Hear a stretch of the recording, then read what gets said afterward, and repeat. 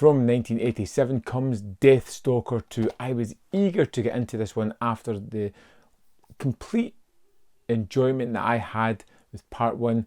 Part 2 is a different kind of animal. It's one with a much lower budget than the 1983 original, but it embraces it. And it embraces it with such a unique tone that makes it really kind of fun and pulpy and campy at the same time. I'll have my revenge, and Deathstalker 2. It's an almost parody of sword and sorcery movies. Yes, we're following the same character, Deathstalker, played by a different actor here.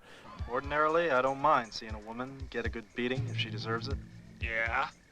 But this doesn't look like much of a contest to me. In the basic story, he stumbles across Rena the Seer, who is a princess that's been kind of used up by Jarek the Sorcerer, cloned almost and dispatched of, and she's looking for a way back to the castle to destroy the clone, destroy Jarek, and take her place on the throne. Stalker? Is that your sword, or are you just happy to see me? Completely ludicrous, but the tone of the movie is just fantastic. It plays it almost like a pantomime. It's poking fun at itself.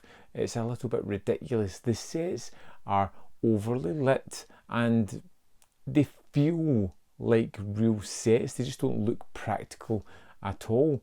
But it's the kind of feeling that the movie has, that kind of aesthetic that brings it to life for me, because it's so funny.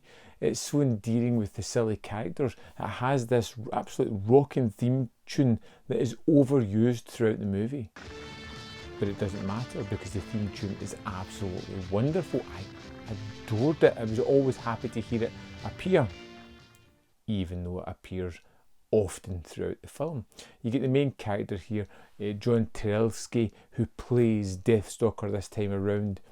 Not as muscle bound as the last guy, a little bit more cheesy, a little bit more tongue-in-cheek of a performance, as is the whole production, to be honest. But again, incredibly fun. It reuses some footage from the original, particularly the pig man, in the opening scenes. The bad guy, the bad plot is almost immaterial. It's the means to an end to finish the movie. It's just a case of having our two heroes, Deathstalker and Rena, and a queue of a whole load of great one-liners. Evie, darling, we've gone over this a dozen times before. Innuendos and a little bit of boobs. Not as much as the first movie.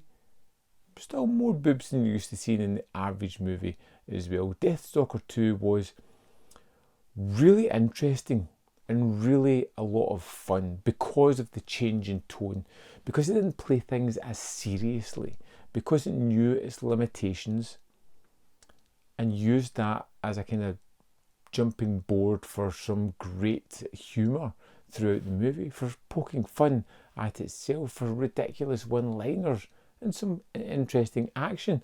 Ceremony? What ceremony? Our wedding ceremony. I was happy with this sequel. You know, at least I didn't get what I thought I was going to get, and for the first 5-10 minutes it took a little bit of time to settle in to this movie, which is just over 80 minutes as well. But man, this was hugely entertaining, thanks to the performances, thanks to the script, thanks to the good direction from Jim Wynorski, who has done countless movies, absolute slews of them, from Chopping Mall to Munchies to the Munchies sequel, and a bunch of other sequels as well, like Deathstalker 2. It's fun. It's someone that knows what they're doing and takes a different path. It could have been a complete straight follow-up to Deathstalker, but thankfully it has those really funny one-liners, really funny innuendo sequences, and just moments of complete lunacy that just make this stand out. What's the matter? Nothing. I just think there's a time and a place for everything. Well, the top half of you may think it's the wrong time, but the bottom half definitely knows it's the right place. Is it as good as the original? I don't think so, but it's almost on par entertainment wise because it was so much fun. If Deathstalker, my review for it, didn't win you over, let it be known that Deathstalker went into this package. Fantastic. I had so much fun with this. It was a real enjoyable film. I highly recommend it. Does it live up to the cover art? Not quite, but it's hugely entertaining. It's movies that I will go back to again and again because they were just so much fun. Highly recommend picking up this set. I think it's tremendous. Take my word for it, and you can come back and give me a row if you don't enjoy it as much as I did. I think you will. I'd love to know your thoughts on Deathstalker 2. So let me know in the comment box below what you think of it. If you love it, hate it, fall somewhere in the middle. And of course, as always, there's more content up here. You can see more of my stuff if you are interested. And don't forget to hit the like button in this video. And in the description box are links to the Patreon and the membership program where you can check out more of my stuff. Thanks for watching. I'll see you next time on Man v Film.